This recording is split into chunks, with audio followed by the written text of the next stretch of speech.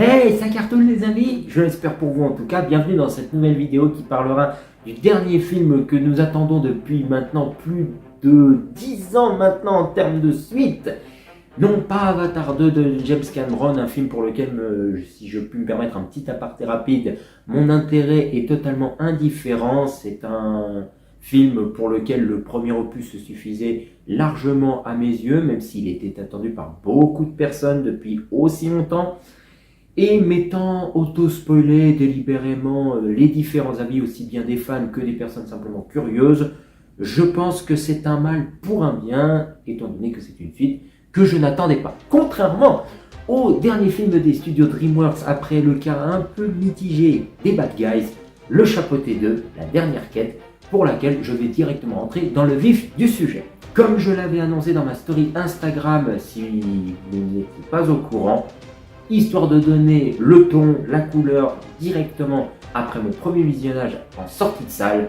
C'est beau, c'est drôle, c'est touchant, c'est dynamique, c'est tout ce qu'on attend d'un DreamWorks et c'est pour ça que ça m'a particulièrement plu et que je considère à l'heure actuelle que ça fait partie des meilleurs diptyques ou sagas de 2 films pour un studio d'animation comme DreamWorks. Je vais rester le plus évasif possible et en même temps je vais très vite aller à l'essentiel pour vous donner envie de le voir, plus qu'une certaine autre suite, dans le sens où c'est très fidèle au premier, c'est une digne suite et j'espère qu'avec ce que le dernier plan propose avant le générique de fin, nous aurons droit à une trilogie qui est d'une qualité crescendo, dirons-nous, équivalente à d'autres franchises du studio comme Kung Fu Panda ou Dragon 3, même si là encore en étant tout objectif avec vous et honnête, je n'ai pas vu le 3e opus encore maintenant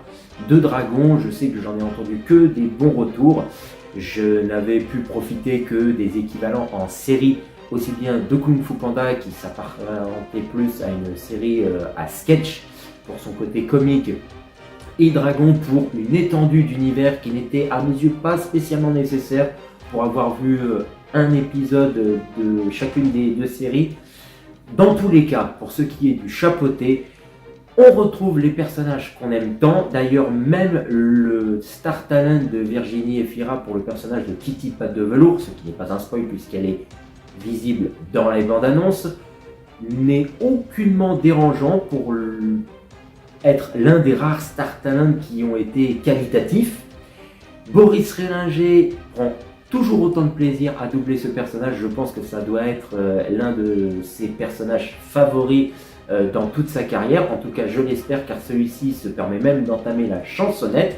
Je ne vous en dis pas plus, mais très franchement, ça m'a fait plaisir d'entendre un titre inédit, 100% DreamWorks, que j'ai hâte de réécouter, car je vous le dis d'avance, ce film finira bien évidemment dans ma DVD Tech, au même titre que le premier film d'ailleurs. Pour rester sur les personnages, en plus de retrouver des principaux de l'opus précédent, nous en rencontrons des nouveaux qui sont tout aussi attachants, charismatiques et pour lesquels le studio DreamWorks s'est parfaitement joué vis-à-vis de leur lien avec la thématique des contes de fées et des légendes dont est issu le chapeauté, en plus d'être un spin-off de Shrek qui s'était déjà parfaitement approprié le genre. Et là, on s'en amuse pour le plaisir des yeux et des oreilles avec des citations, des noms de personnages, des références en termes de gadgets, d'armes, d'accessoires, enfin, il y en a vraiment pour plaire à tout le monde, pour peu qu'on soit un minimum amateur de ces histoires, des contes de Charles Perrault, des frères Grimm, bref, on ne s'en lasse pas et c'est parfaitement utilisé avec justesse, en plus de certaines thématiques, de certaines morales et leçons de vie assez chères aux studios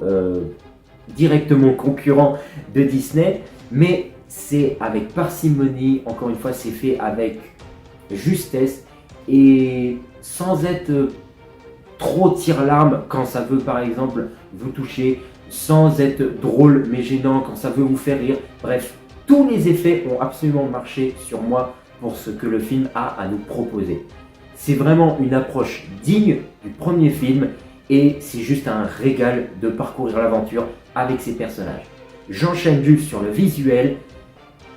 Ça a assez surpris pas mal de monde, moi le premier, pour ce qui est d'une animation très peinture, très aquarelle, et ça ne fait aucunement tâche au film, quelle que soit la scène. Les moments d'action sont parfaitement lisibles, au même titre que les bad guys avec leur animation spécifique, mais le style graphique est beau, c'est immersif, et je m'attarde notamment sur un point du scénario sans trop vous en dévoiler qui, de par un plan schématique, dirons-nous, adapte son environnement à nos différents protagonistes, et c'est super malin dans la mise en scène, et c'est là où j'en reviens à cette idée que j'ai de me dire que s'il existe un art concept book du film, toutes les idées ont été retenues, elles ont été mises sur le papier et on a réussi à toutes les caser à un moment donné. On s'est fait plaisir et on a fait plaisir aux spectateurs. Moi le premier. Et je vais déjà arrêter la critique sur ce point-là, étant donné que j'ai envie que vous voyiez ce nouvel opus, que vous lui donniez une chance, surtout si vous arrivez comme moi à être pris par le dernier plan du film et cette fin potentiellement ouverte qui peut donc nous proposer un dernier opus, si ce n'est pour finir sur une trilogie et pour laquelle je suis particulièrement tenté. Je suis dans une hype, vous n'imaginez même pas. Je dirais qu'ici, il devait y avoir un point sur lequel je devrais chipoter, car il n'y a vraiment aucun défaut que je trouve à ce film, et c'est rare pour être dit. Il y a un quatuor de personnages qui était peut-être dispensable, étant donné que le film s'intitule La dernière quête, mais concernant directement le chapeauté. Ces personnages amènent la leur de leur côté et donc n'apportent pas spécifiquement quelque chose. Mais c'est toujours intéressant de voir la nouvelle approche de personnages, encore une fois, iconiques dans le monde des contes de fées et des légendes, on va dire, tout public, pour voir comment ces derniers seront traités. Même si leur présence reste un petit peu incohérente, ce serait un peu un faux raccord scénaristique si on estime que l'univers du chapeauté reste quand même lié à celui de Shrek.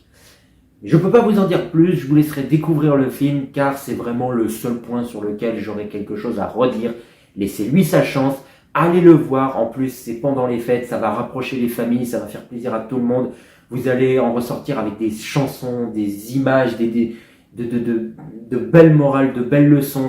Enfin, je terminerai là-dessus parce que ce film m'a tellement plu qu'après mon premier visionnage, j'ai été hésitant à aller le revoir directement après pour au final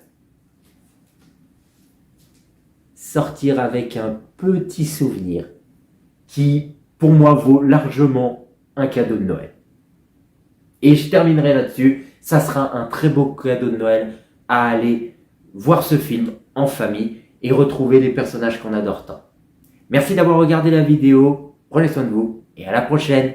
Bye, CM. Je suis le seul et unique chapeauté.